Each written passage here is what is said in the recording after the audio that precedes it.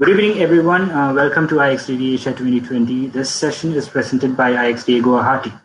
Now, for this hour of the day, we have with us Ms. Shruti Suman, an independent designer, design strategist, and educator. As an intro, an alumna of the National Institute of Design in Ahmedabad, Shruti is an advocate for design for social impact and specializes in persuasive design strategy. In her career as a behavior architect and later as a UX specialist, she has worked on varied projects in both commercial and social sectors. In the community. Also, as an educator, Shruti facilitates workshops and courses on design psychology and design for social change. Today, Shruti is going to talk on the topic designers as change makers. Through this talk, Shruti encourages designers to broaden the definition of design and recognize the power designers hold to create a better world and improve the way society functions. Shruti will be sharing examples from her work in real-world projects, stories of design challenges, and personal realizations. Now, we're really excited to have you with us today, Shruti, and looking forward to this session. For the audience, you could use the chat section to put out your comments, and if you have any questions, feel free to put it in the Q&A section on the right side. Now, sit back, relax, and enjoy the hour, guys. So I would now like to hand the stage over to Ms. Shruti Suman. Thank you. Thank you, Prakash, for that introduction. Hello, Just leave everyone. the stage, you can have the Sure.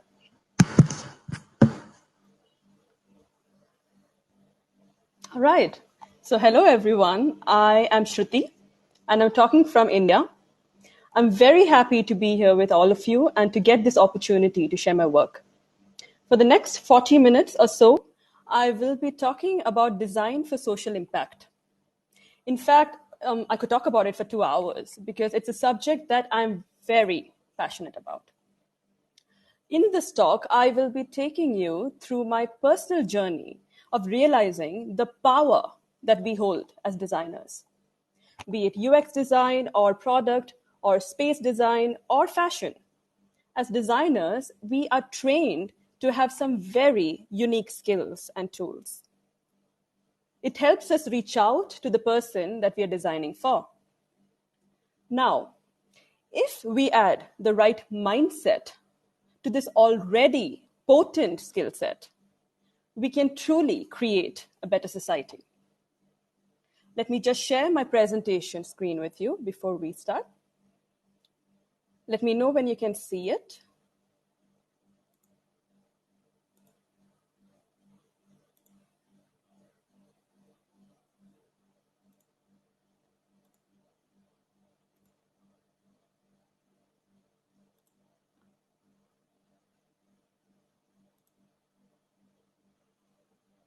Can you see it now? All right. Okay, so I cannot see the chat window right now. I don't have view of it. So Prakash will be taking down questions that you might want to ask me about the projects that I'll be sharing. And at the last 15, 20 minutes, let's do a round of Q&A. Okay? All right. So here we go. So my journey started in 2005 with my graduation in product design. So at that time, I had friends from other departments as well. And it was really fascinating for me to hear about the different role that design can play, the different areas of design, right? At that point, I knew about just 4 kinds of design: product design, communication design, interior design, and fashion design. It was when I entered NID for my master's that I was introduced to this whole other world of design and design thinking, the world of social systems. I was fortunate to be guided by veterans in the field who introduced me to systems thinking and design for social change. Systems thinking views problems as 3 kinds: simple problems, complicated problems, and complex problems. So simple problems are when we know what we know as designers. So for example, building a chair. Once we have the knowledge about the materials, the joinery, and the ergonomics, it's pretty certain that we can design an effective, good chair. Now, complicated problems go 1 level higher. Even if we have a certain knowledge and domain expertise, there are still some things that we don't know yet. Things that we need to find out. For example, designing a banking app.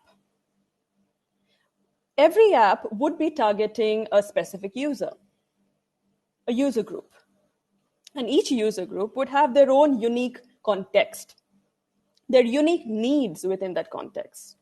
And we need to research to find out about these factors before we go into design.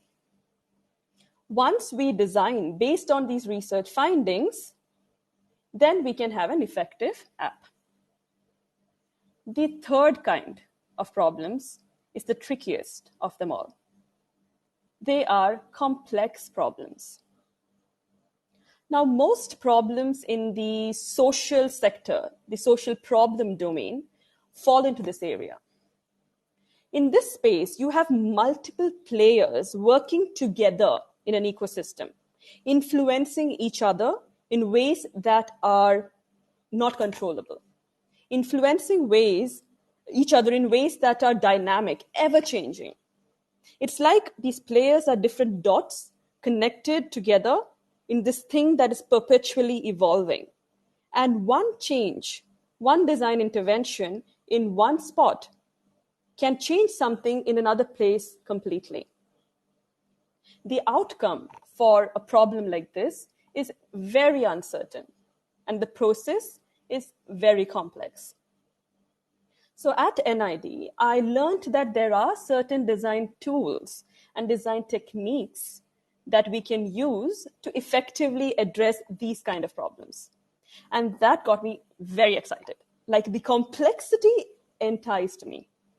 I was so drawn to it that I later decided to take it on as my career. Let's talk a little bit now about social problems. So usually a social problem is the case of some people behaving in ways that are undesirable. Their behavior is causing either harm to somebody else or sometimes harming even themselves. To address something of this level, we need to understand where this behavior comes from. We need to understand the root cause behind that behavior. Now, for a moment, I'd like you to recall a recent incident where you behaved in a way that you're not too proud of, where you said something or you did something that you later regretted. Where did that behavior come from? I'd like you to now detach from how you behaved in the situation to what you were feeling in that moment.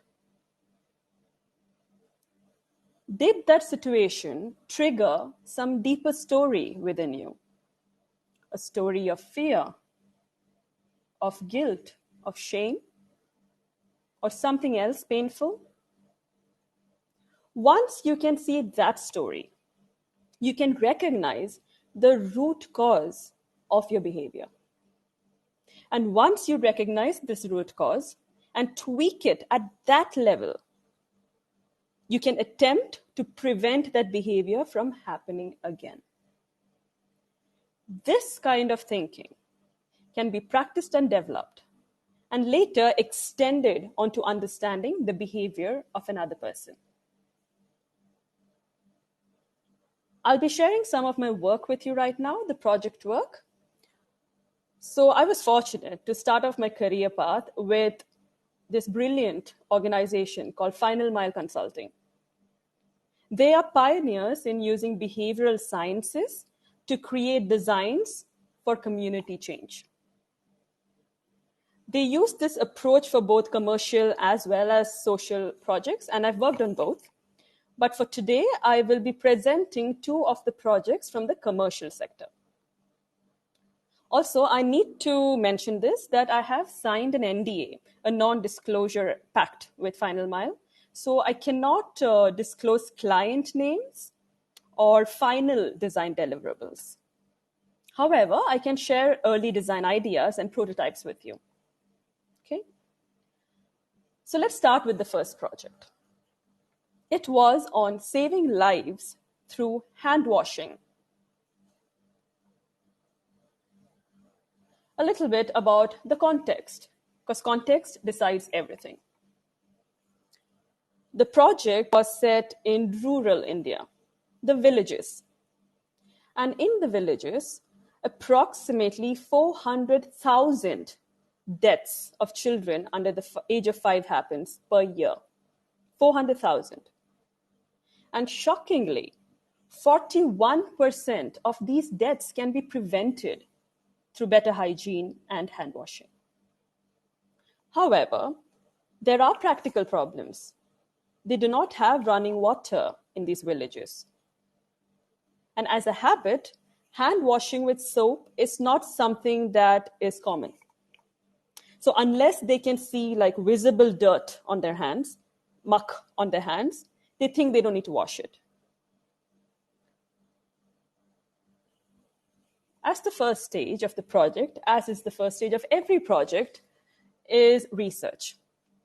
So we spoke to 3 different groups at the villages: men, women, and children, because they work with very different mental models. And once we spoke with them and understood their ideas around hygiene and health, their habits around hygiene and health, we identified 2 subgroups within this larger group who were more receptive to change. And then we dug in further to understand the emotional schema of these 2 groups. The first subgroup was first-time mothers. Now, these women who are pregnant for the first time, they undergo a lot of anxiety because they know that infant death is common. They're worried about their child. Also, they get conflicting advice from everybody. Everyone has a tip to give. Everyone has something to say. It's really confusing. And there is a dearth of reliable information. And this is what we saw as the design entry point for this group. The second group that we identified was children, especially primary school children, because children, they learn most of their behavior during primary school years. They are more open at that time. They're more open to new habits, new ways of thinking. They are also very excited to hear about new things and try it out. And they also take back messages to the family back home. So that's a great group to work with. Now, in the interest of time, I will be sharing the work that we did with the children, the second group. So firstly, of course, we had to address the objective need of having access to running water. Because normally how it happens in these villages is they just have one hand pump somewhere in the locality. And the women have to carry pots and walk like a kilometer to fill in pots and get it back home. And schools also don't really have access to running water. So if we want them to wash hands, they need to have access to running water. Now, the government, the Indian government, as many of you might know, has introduced the midday meal scheme in the schools to encourage attendance, school attendance. Now, while that program has been largely successful in increasing attendance, they did not look at this aspect of it. The fact that they cannot wash their hands before eating, before entering that midday meal area.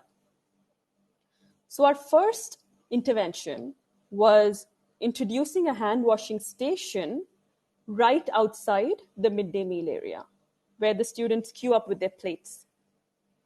So what you see here in this photo is a prototype. It's an early prototype of a hand washing station without the painting, without the graphics and all that. So let me talk to you a little bit about the details on this design. It had to be scalable because it had to be constructed in every school. So it was made entirely from locally sourced materials. It had to be efficient in order to be used daily by so many students right before their meal. So it had 8 outlets as opposed to like the one hand pump they have somewhere in the compound. It had to have enough water for all the students to wash their hands. So not only did it have 2 large water tanks, one on top, one here, it also had a push tap that automatically cuts off the water supply after a certain duration and saves water. Now, proper hand washing, as you know from COVID, requires using both your hands, right? You need to like wash it really well, all the crevices, all the nooks and crannies to get all the germs out. Now, the students are holding plates and standing. So, we provided a plate stand on all the sides. Because the water pump is usually far away from the midday meal area, and that's the only source of water, the hand washing station had to be made mobile so that the supervisor could take it there in the morning, fill it up, and then bring it back to the midday meal area. So it had these sturdy wheels at the bottom. And of course, the measurements, the physical measurements of the station was made according to the body measurements of the child. It was ergonomic. Now, these design details make sure that the hand washing station is usable and efficient.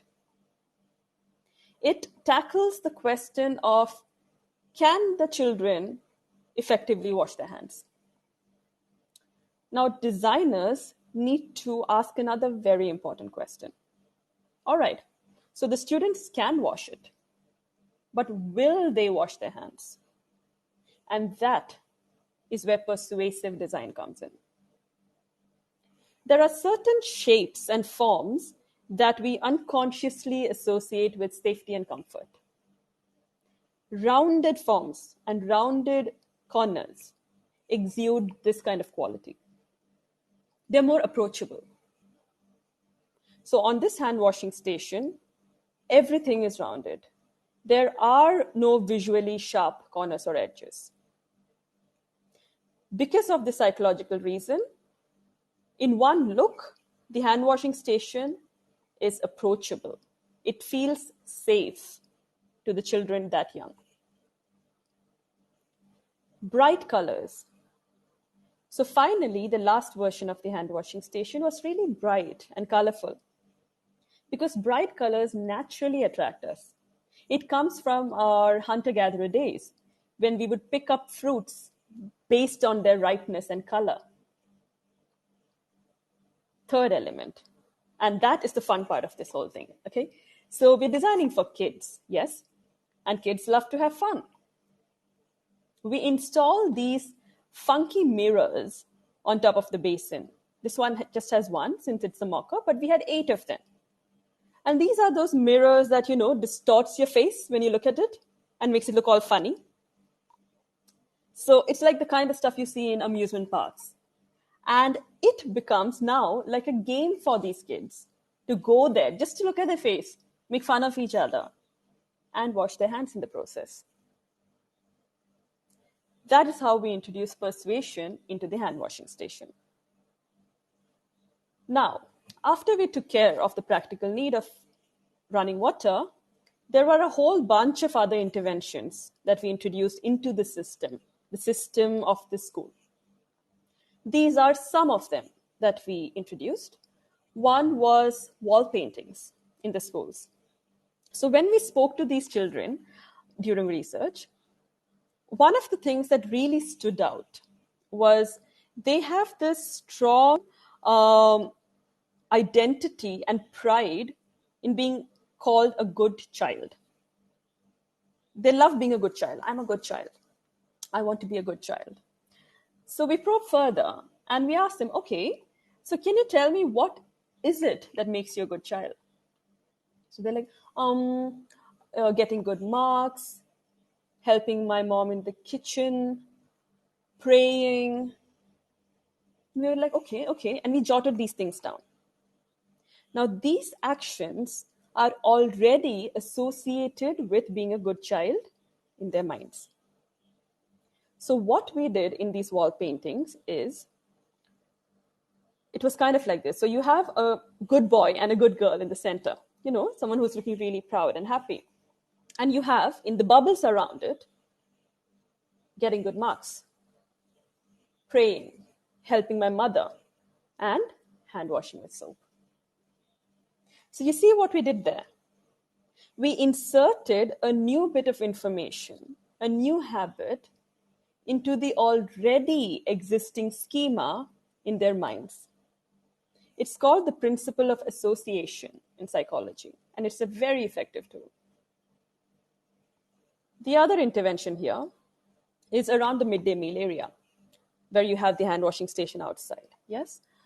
So there have been studies that show that there is a change in behavior that happens depending on physical context. There is an association of spatial memory with behavior. For example, it's very common in India to throw trash on the road. Like if you finished your packet of chips, dump it on the road. It's a very common practice. Now, the same people who do this would not exhibit that behavior in the compound of a temple or a mosque or a church. One of the prevailing narratives that we heard during research with the villagers is the Hindi equivalent of cleanliness is next to godliness.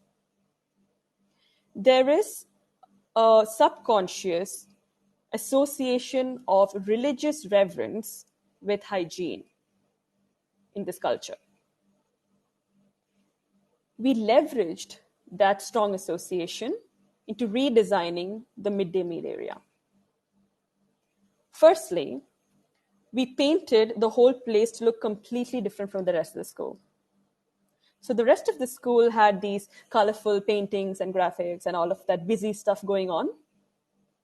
This area was painted in a single color, plain, clean.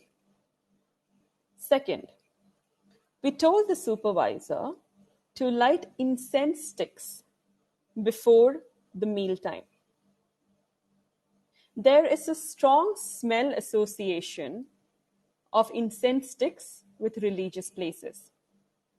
It's a subliminal association, a cue. And the third element here was we declared this as a no footwear zone. You have to remove your shoes outside and enter. You see what we did there?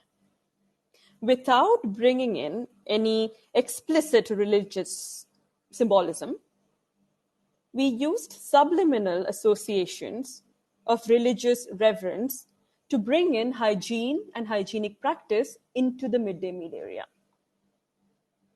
And once the children are used to washing their hands before eating here every single day, it's going to spill over when they eat outside of the space as well. It's the habit now. The third intervention that you see here was we designed these comic books. Of course, this is a dummy image. We designed these comic books, which were available in the school library.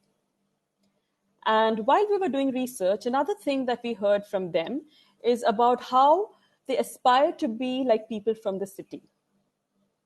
They want to be like city folk.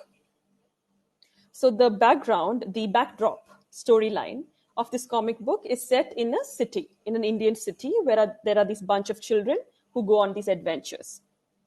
Now, one of these children is called Smart Sandeep. And Smart Sandeep always knows what's the smart thing to do. And in his endeavors, amongst other things, hand washing with soap is highlighted as a smart habit. These and many other interventions were sprinkled across the school system.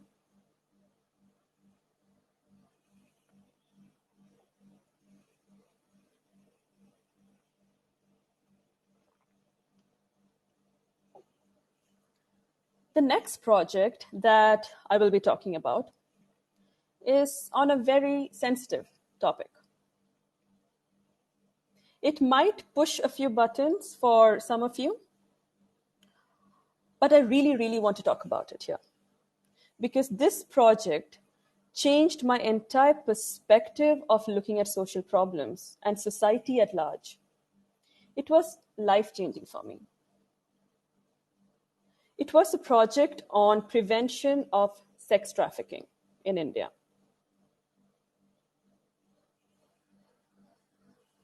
Let's talk about the context. So there are approximately 20 million sex workers in India, out of which 80%, that's approximately 16 million women, are victims of sex trafficking in India. 16 million. These girls, mostly adolescents, 60% adolescents, are taken away from their homes in villages and forced into prostitution in cities like Mumbai, Delhi, and Kolkata. This whole system is very organized and it works on a demand and supply model. So the project goal here was to understand the story on both these sides. To understand the story of the supply side, which is how and why these girls get taken away from their homes. And the story of the demand side, why men go to brothels.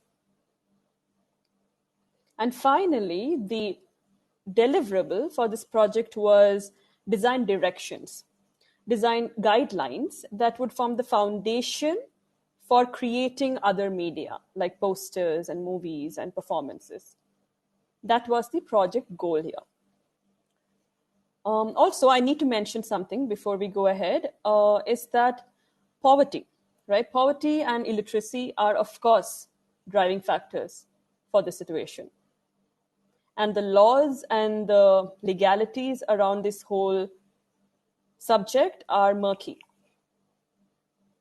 This project did not address those larger concerns. The idea was that in spite of these situations, in spite of the poverty, in spite of the illiteracy, can we bring about a behavior change?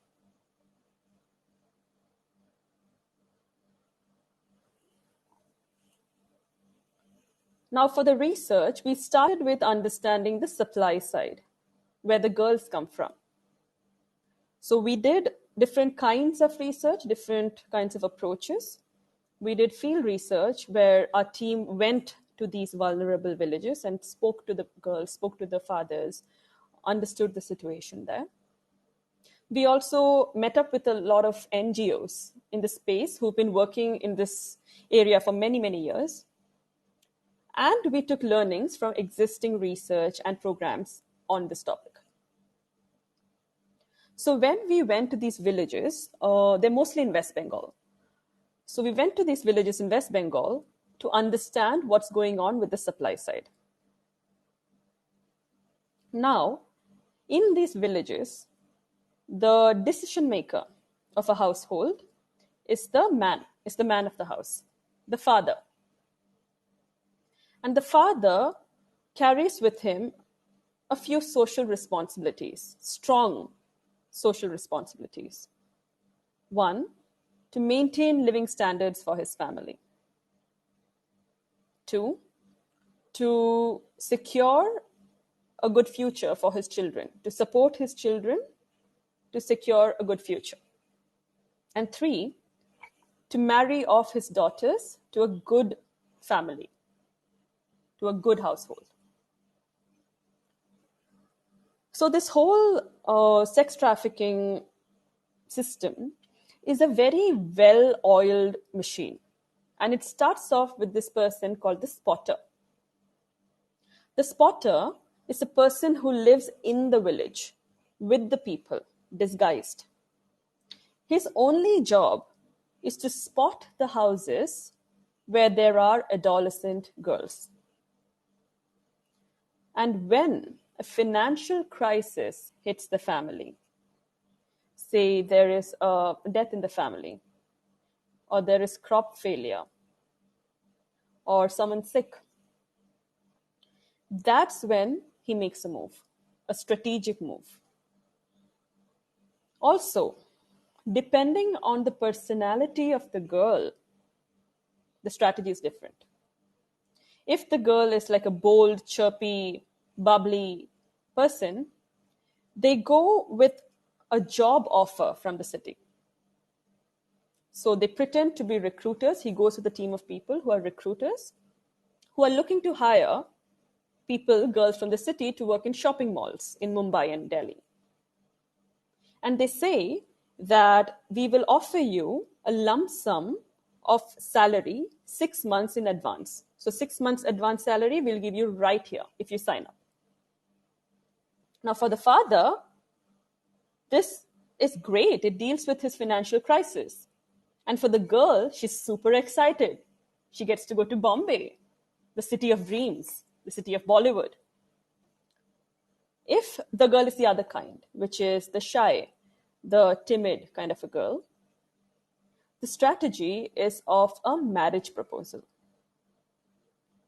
So a guy goes dressed up in like a crisp shirt and trousers, looking really smart and proper. And he goes to the father and he says, I saw your daughter at the village well, and my God, she's beautiful. I think I'm in love with her.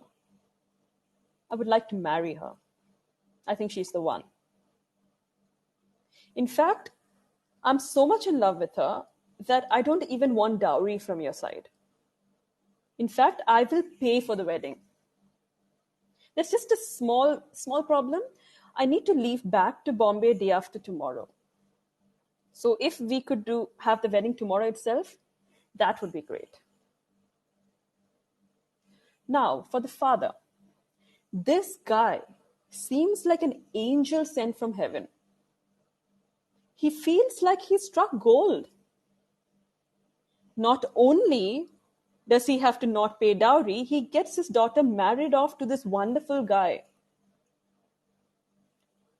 These are the tactics. And once the girl is taken away from her home, she's trafficked, and all communication is lost with the family.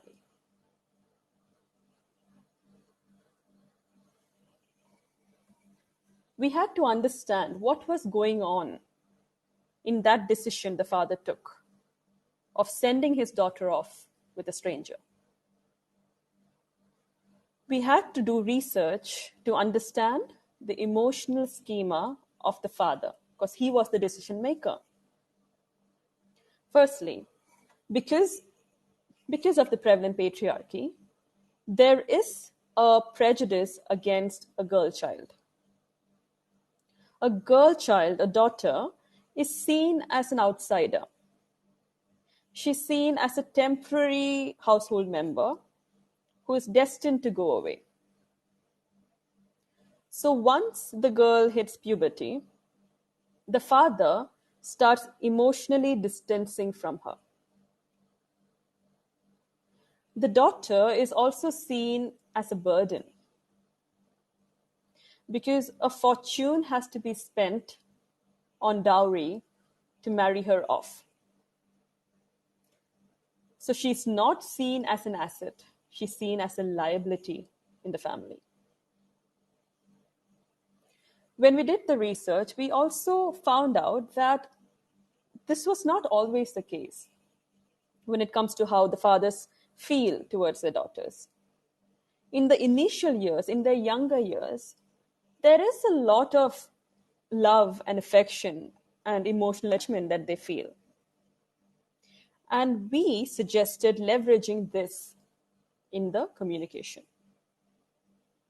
Use images of young girls, 4 years, 5 years, to induce that emotional attachment, to induce that affection, that protective instinct.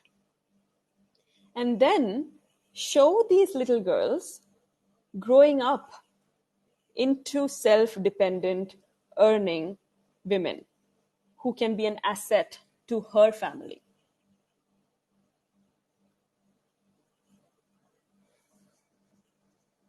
We spoke of how the father is in a state of financial crisis. Yes? So that is when the trafficker makes a move. In a situation of crisis, in a situation of high stress, there's a few behavior tendencies that all of us have. It happens to me, it happens to you, it happens to him. It's called the scarcity mindset. Something called cognitive tunneling happens in this situation. Cognitive tunneling is when you can, I'm sorry. Cognitive tunneling is when you can only focus on the object of scarcity, which in this case is money. So he can think about just that and only that, and everything else becomes fuzzy and blurry. He cannot see the big picture. In scarcity, we lose insight. We become less insightful, less forward thinking, and we lose self control. Now, the father is incapable of making an informed, wise decision. His mind is in that place, his brain is functioning from that level. So we have to design for his mental state. Our design recommendations were these. Firstly, of course, in the research, we found out that because of the stigma around the subject of sex and sex trafficking, even if somebody in the village somehow finds out about what happened to the girl, they're not going to talk about it because of the shame and because of all that associations. The whole thing gets silenced. And because it is silenced, there is a reduced risk perception in the village overall. And therefore, they continue being vulnerable year after year. In order to stop this and increase their risk perception, our recommendation was to bring it out in the open. Talk about it. Talk about it through public events, through posters, through performances, through talks, through TV. And then the village at least acknowledges that this is a problem. People know about it. Salience happens. Then, to address the scarcity mindset, to help this father make an informed decision, we suggested introducing a smart migration helpline. A helpline that helps people migrate in a smart way from the village to the city. Now, what we call the smart migration helpline, which you would have realized by now, I think, was in fact an anti-trafficking service. So this helpline has a checklist of things the father needs to consider. They give him step-by-step instructions on everything that he needs to account for and write down and note before saying yes to the man. And this helps him make a better decision. The other idea that we promoted was this whole practice in the community of don't rush in. Talk to somebody else, talk to a family member, talk to your friends before you make any big decision.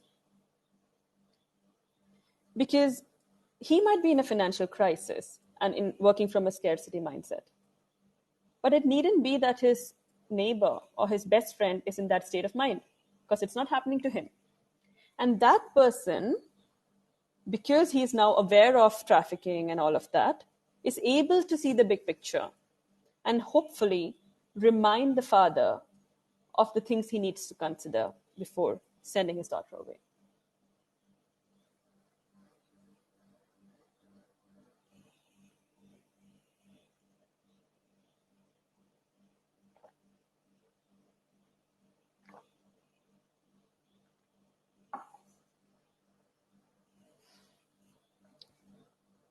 Now, when we did the research as a part of the supply side, I had also gotten to speak with rehabilitated prostitutes, women who were rescued from these brothels. And when I spoke with them, I heard such horror stories. These women are subjected to extreme torture in these brothels, starvation, physical violence, cuts, burns. The women I spoke with, they had cigarette stub scars on their forearms. They said the first thing a man does when he enters the room is put off his beady on my arm. I heard this and many more horrible, horrible things. And I remember feeling this hatred and this disgust towards these men who are doing these kind of things to these women. I could feel like this anger boiling up in me. Oh, it was really, really intense. And later, I had to remind myself that focusing all of my energy in sympathizing with the victim is not going to change anything in the dynamic of the social problem. As long as there's a demand, there's going to be a supply. And we had to study the demand side.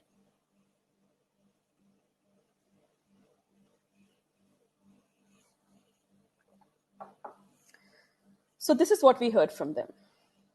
As a researcher, to do good research, we need to suspend our personal judgments. We need to park them on the side and listen with an open mind, with the genuine intention to understand, without our personal biases coming in the way. So their story goes like this. So largely, the clientele in a brothel falls into two big groups. They are either migrant workers who come from the villages looking for work in the city, or they belong to the slums, the lowest socioeconomic strata.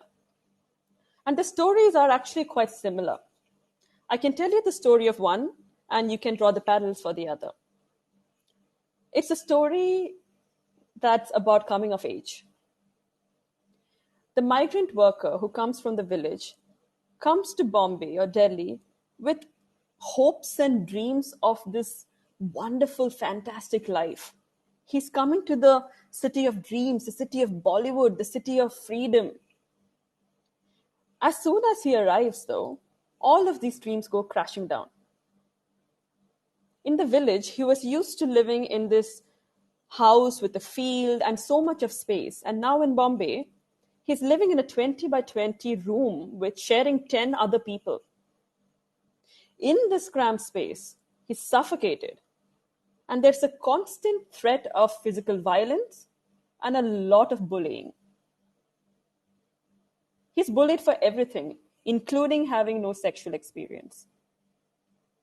Once he steps out of his house, he goes to work and his employer treats him horribly. They're normally unskilled workers. There's a lot of verbal abuse, a lot of physical abuse even, and they're not paid well.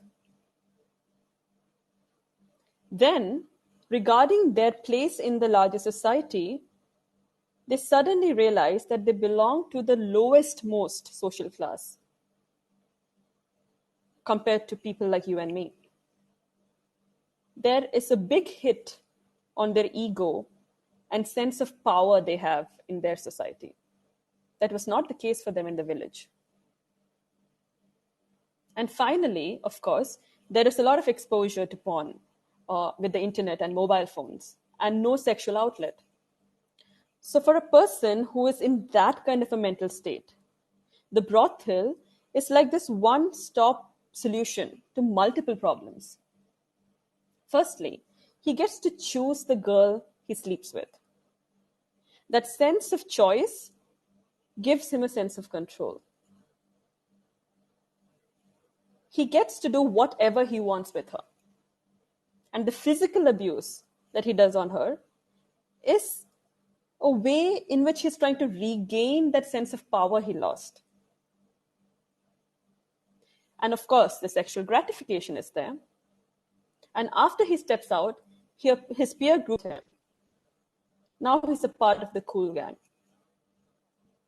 During research, these men spoke about how this good feeling that they get after visiting the brothel is very short-lived.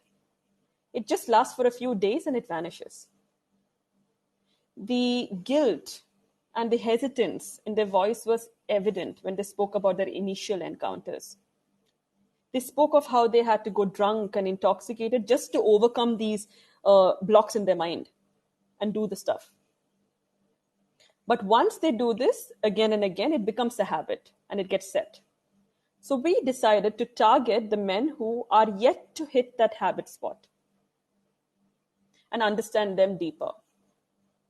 These men live in a constant, deep sense of low self-worth, self-pity, self-hatred, and powerlessness.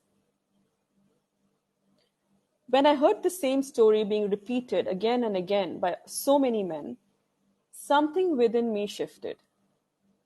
That anger that I was feeling earlier kind of dissolved. Because now I could understand where they're coming from. I'm not saying that their actions are justified. No way. Their abusive behavior is terrible and it needs to be stopped. But now we understood where that behavior is coming from. It's coming from a place of low self-worth and self-pity and a longing for a shrivel of validation they can get, that they're worth something. We decided to design for this. Frame all messaging in a way that talks to them, talks to the good part of them, that reminds them that they're the good guys. Initially, the clients had this idea of calling these men rapists. No, they already live in a place where they hate themselves.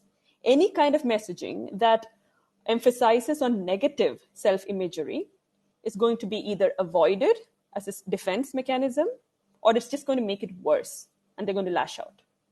Instead, talk to them like they are the good guys. Good guys don't do this. Another nuance to communication is the noun versus the verb framing, or the doer versus the doing. It's the difference between saying, don't lie and don't be a liar. Don't lie is focusing on the action and not the identity of the person. Redefine the idea of being cool by using celebrity figures who are like the authority figures and coolness, and let those people like Salman Khan talk about trafficking risks and how they are contributing to suffering of these women. The solutions that we create can be of many forms. It could be products, it could be posters, it could be movies, it could be spaces, it could even work at a policy level. We need to recognize that everything we put out there creates a ripple. We designers have the power to be agents of change, real tangible change in the way humanity functions. To create a cultural shift, a sustainable change in behavior, we need to dig really deep and find the hidden stories that people carry with them. Stories of insecurities, stories of fear, stories of hopes and aspirations. We need to develop the capacity to really listen and listen to all sides of the story. We need to accept the current realities of people, empathize with them, and design for those realities. And only then can we attempt to effectively change their future behavior and create a positive change in the larger society. Thank you. All right, so we have around 15 minutes for a Q&A round. All right. Are you able to hear me? Yes, I am. In case I'm not able to answer all of your questions right now, you can always write to me later. I can share my email on the chat. So let's go ahead with the questions while I just type in my email. Thank you so much, Shruti. That was a wonderful session and a really powerful one, I must say, indeed. To the close, yeah, we have some questions from the audience. So the first one is asking, hi, Shruti, not able to understand how the patterns of the spotters are not spotted by the villagers. Can you please explain? Thank you. Sure. Yeah, good question. So again, like I said, very strategic. Firstly, all the spotters are called Raju. Okay. So if you find, mostly Raju. So if you later find any girl who was trafficked and you ask her, who did this to you? She'll say, Raju. And you can never find this Raju because he keeps shifting. Another thing that Raju does is, out of, say, 10 girls he took from there, okay, say 10 girls that he took for a job, 7 of them would actually be given jobs, real jobs, and 3 of them will be trafficked. And in case somebody finds out about these 3 girls, he will just blame it on the character of the girl. It was her fault. Her character was gone. That's why she got into this nonsense. And that's how he saves himself.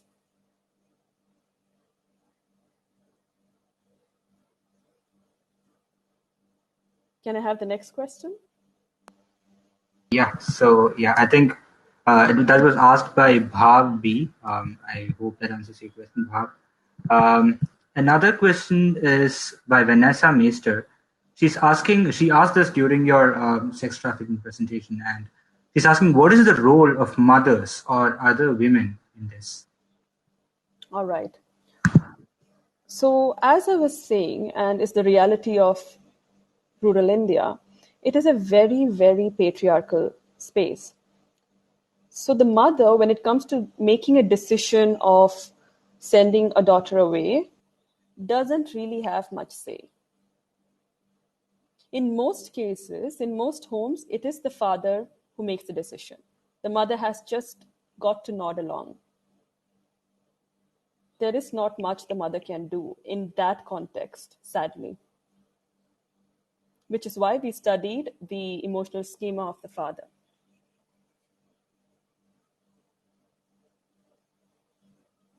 Can we have the next question? Okay, so we move on to the next question. We have some questions. So people who are asking the questions, there are some people who are asking the comment section too. I'm just going to go to the Q&A section too. So that's two-way questions. All right, okay.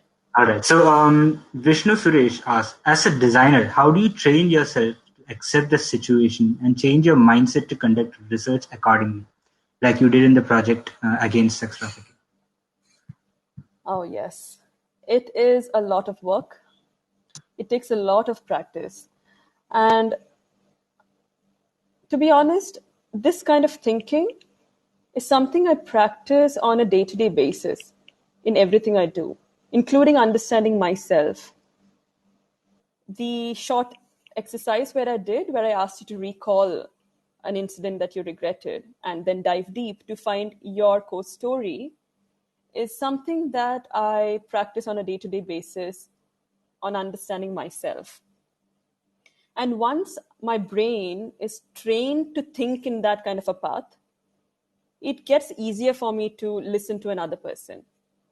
It gets easier for me to extend that kind of empathy, self-empathy, onto empathizing with the other person. It just helps you see things more as grays. And it helps you accept that, you know what, the world doesn't really work in black and white. And there are no absolute rights and wrongs. And there are always stories behind what seems like really unreasonable actions. It takes time. It takes practice. It's something that has to be developed over time. But it's very important, I believe. Thank you. All right, Vishnu, I hope that answers your question. So next one is by Leslie Liu. She's asking, thank you so much for this talk. How should we go about being understanding with people who have caused so much harm. The line feels quite blurry and vulnerable when we, as designers, strive to be as empathetic and open-minded as possible, I think. Great question. And a very important one. The line is blurry. So how I see it is this. What is our intention as designers? Is to solve the problem. Yes? We are trying to change the way the system is working because it's something that is not desirable that's happening outside. There is something that's going on which we want to change. That's our aim, right? Now, we need to realize that if we really are looking to change something, we need to understand the entire system. We just have to. Sympathizing with just one side of the story it's great as an emotional practice of support to the victims. It gives them validation. But if you're really looking at changing the dynamics of the behavior in the larger system, we just have to listen to the other side of the story. Not to justify them. No, we are not justifying bad behavior. We are understanding abusive behavior. We are understanding undesirable behavior and then aiming to shift that and change that from happening again. If we go with that intention and remind ourselves that that's our goal, our larger picture, our greater purpose, then I think it gets a little more easier. I hope that answers the question. It is tricky. Yeah, I think so. I got the message from Kiat saying there's a considerable lag when I actually joined the stage, so I'm going to stay in the stage if you don't mind. While Change you're the stage? No, I'm going to stay in the stage while you answer Sure, no problem. Please, you're welcome. All right. So the next question is by Nyan Dev Patel. Asking, so basically the last issue you picked up, is it necessary that the solution to the people calling men rapists and assaulting women is more on the mental side of a physical product? I didn't quite understand. Could you repeat that again, please? So basically the last issue you picked up, is it necessary that the solution to the people calling men rapists and assaulting women is more on the mental side of a physical product? Okay, so this is what I understand from it, and I'll try to answer from there. The messaging of not calling them rapists, by the way, the idea is to use messaging to show them in good light. The idea is to validate the virtues they carry in them. Yes. Now, this becomes the foundation to any kind of communication design that you create. It could be the foundation of a movie. It could be the foundation of a poster. It could be a foundation of a talk, a performance. I cannot think about how it can be translated to a physical product in this situation. Maybe you can. But the idea is these design directions we gave becomes the foundation based on which different kinds of design interventions can be created. Different kinds of media can be created. The noun versus the verb thing is very powerful. All right. So the next question is by Jeff. With all of these research and implementations, how would you know if the final product is successful? So, Reflection. yeah, like I said, this is a complex problem. So by nature, the outcomes are uncertain. By nature, the outcomes are uncertain and unpredictable. Now, that being said, we did identify certain metrics, certain measurables in the beginning of the project that can be checked in later on after implementing in the larger system. Metrics that can predict if behavior has changed. So what we do is we embed a whole bunch of different design interventions into the system and let it run for some time, for 6 months at least, for people to absorb that as a part of their daily life.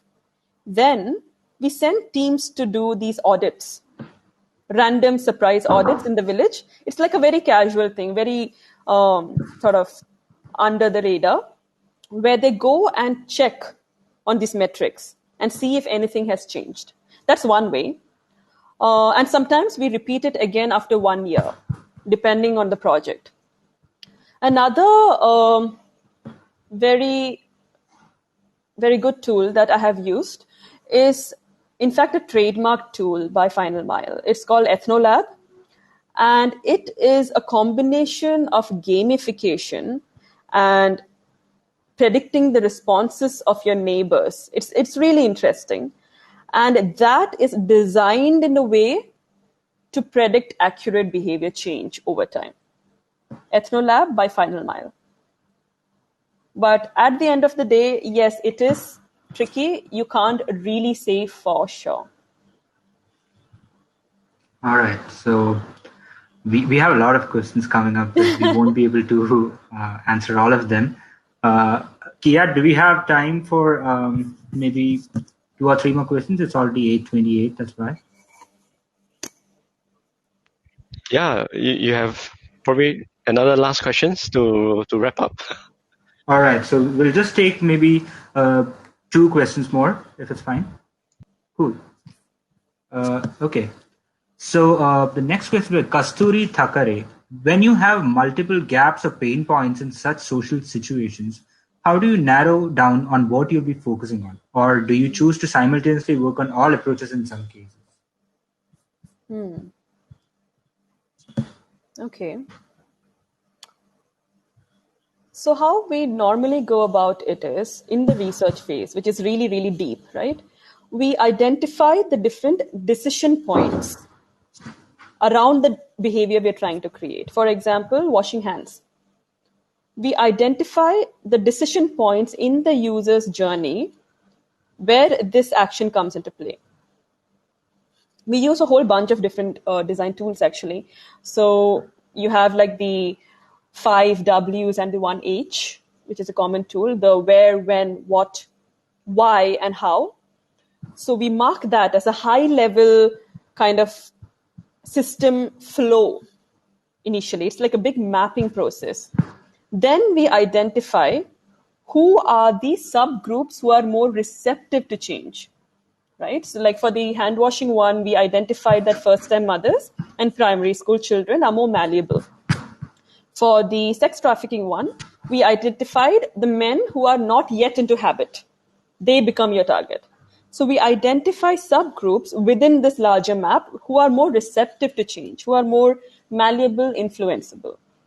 And then we study their emotional schema and their whole, like there are certain things that push them to do a behavior, and then there are certain things that stops them. So we study all of those factors, and then we come up with a design strategy. We don't really design for everything because, and of course, it depends on the funding for the project also. We only choose to do certain things that fit into the scope of the funds and things like that. So there are many things to consider before deciding which touch points we want to design for. All right. So I hope that answers your question, Kasturi. We're going to have one last question. I see one question with more than one upvote. So I'll just ask that. It's by Chaitanya. People have a tendency to go back to their sense of normal, even if the whole system changes. How can we break that tendency of falling back? Yes, so true. Habits are difficult to change. Mental models are difficult to change. We know that from experience, right? The last time you tried to change something in your own habit, how difficult was that, right? I think it goes back to the iceberg model that I shared with you, which talks about that root cause behind the behavior. It talks about tweaking things at that level, at the base of the iceberg, tweaking the beliefs that you carry with a situation, tweaking the values that you carry, using different kinds of framing and messaging. And once your values and beliefs have changed, you don't really snap back to the past. Once your mind has expanded to see beyond what you used to before, you can't really go back. These kind of limiting beliefs just vanish. That's just how it works. But we need to work at that level. If we just stick to the surface of the iceberg, if we just create a hand washing station and put there, then yes, they're probably going to snap back to their previous behavior. It's all about going deep and tweaking things at the bottom, which requires a lot of research and patience. I hope that answers the question. For any more questions that you have, since Prakash said there are many, I will share my email ID right here. You can always write to me. You can share your email in the chat section then. I'm doing that right now. All right. So that's my email. It's shrutisuman.design@gmail.com. Yeah. So I think that's all for the questions part right now. Our time is also over. Thank you so much, Shruti. That was a great session. And as I already mentioned, it was a really powerful one. And I'm sure our audience definitely took away something from this session. We are extremely delighted to have you had for our session. With that, we end the hour. Thanks for attending the session, everyone. And we're extremely thankful for your presence and the interaction too. We do have a breakout room if you wish to interact with other local leaders, speakers, or professionals. Hope you have a lovely evening. See you all soon. And I think Kiat is already here having his session. The closing session is about to start. So Kiat, over to you. Also, All right. yes, let me just thank you everybody for listening. I know that was a lot. Yeah, that's all. Thank you for having me here. Thank you, Shruti.